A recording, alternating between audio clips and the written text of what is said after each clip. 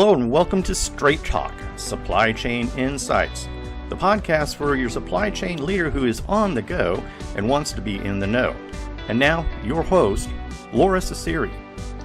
Welcome to Straight Talk with Supply Chain Insights. My name is Laura Ciceri. I'm the host of today's program, and today I want to talk about what's happening in the supply chain technology market.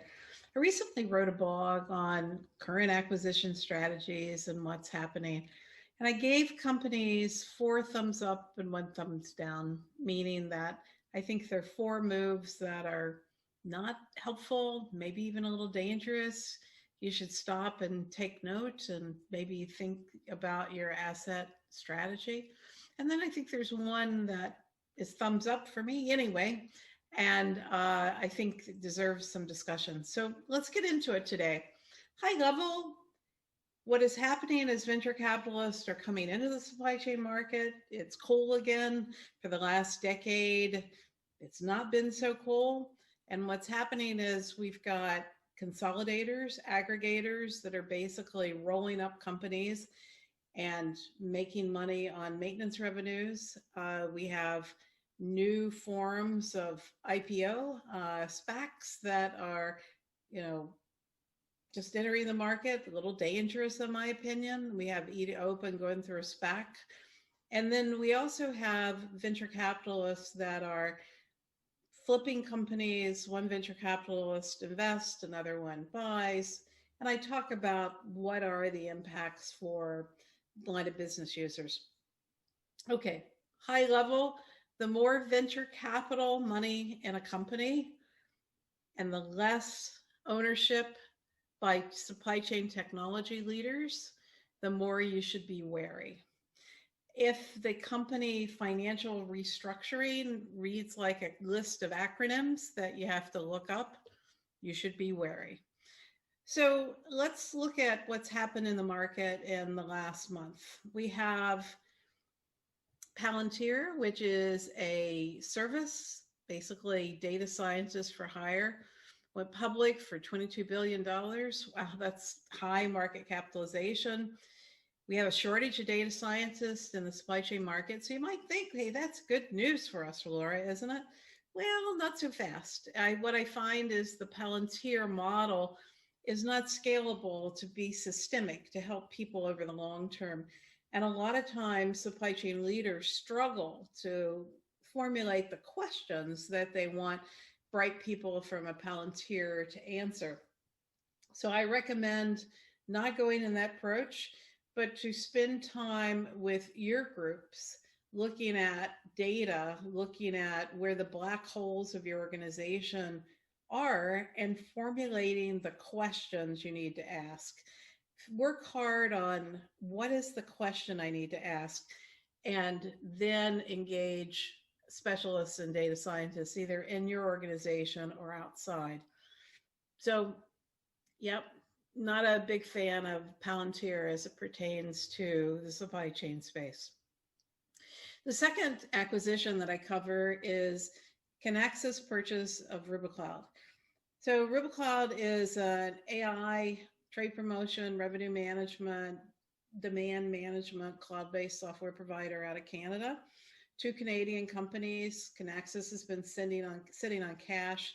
They've done very, very well in terms of meeting revenue targets. They paid $60 million for RubiCloud. Why am I not too excited? Well, to me, RubiCloud is really a fancy engine on top of an old-fashioned data model that doesn't work very well.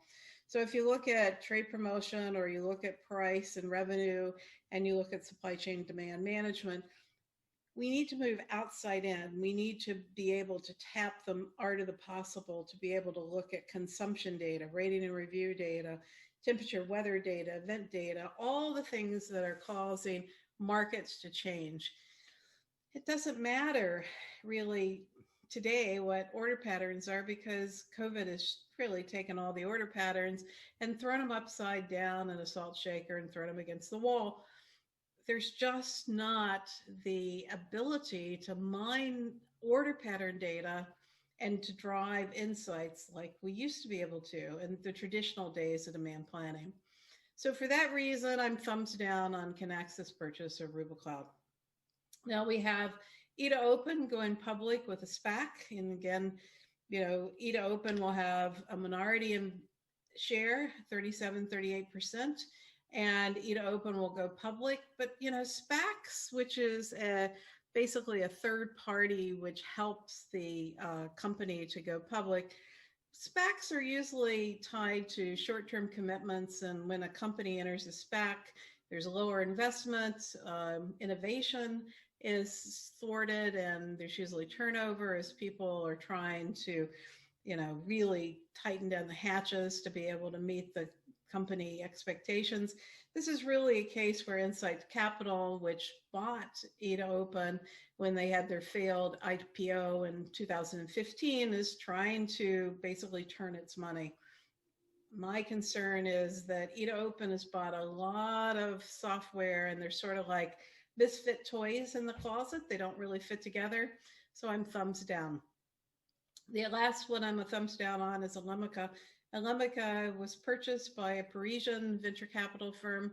And yeah, I just don't find that they're that knowledgeable about the supply chain operating network. It's the second purchase by Alemica. Thomas Bravo basically beat the life out of the company with downsizing marketing and cutting costs. A lot of issues with innovation, and here we have our second venture capital firm coming into the market to really drive more of a sales-driven message for Alemica. So I'm like, be wary. Now, the one that I think is promising, but not really based upon what they have today, but based upon what they could do, is LlamaSoft was purchased by Coupa. Now, Coupa is an indirect procurement vendor that has strong capabilities in contract management, RFP management, spend analysis, analytics. They operate a community, and they've purchased LlamaSoft to start the build of a direct material solution. Now we have an opening in, the whole taxonomy of applications for us to have good direct material spending capabilities. Essentially, advanced planning has the output of planned orders, but planned orders do not go into aggregate buying strategies, and aggregate buying strategies are not necessarily tied very well to PLM, and those strategies aren't really tied very well to supply development. And we can't really orchestrate the bill of material to look at alternate forms of materials, alternate supply, etc. And so I think the interest of Coupa to build a direct material solution is really great. Coupa is well funded, they're very ethical, strong client references. LlamaSoft provides, some of what they need to build the direct material backbone. LlamaSoft has great client references, supply chain network design vendor with good inventory optimization.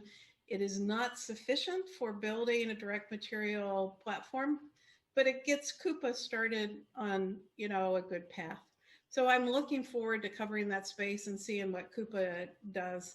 I think this is one in potential many acquisitions for Coupa to build out the direct material market.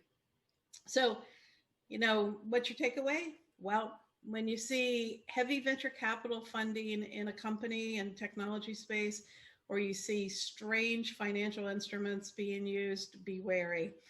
Try to follow and invest where you see technology leadership like Coupa or LlamaSoft, where the technology leaders are leading the way, not the venture capitalists, and there's a clear vision. Okay, that's it. Straight talk from Supply Chain Insights. Until next time.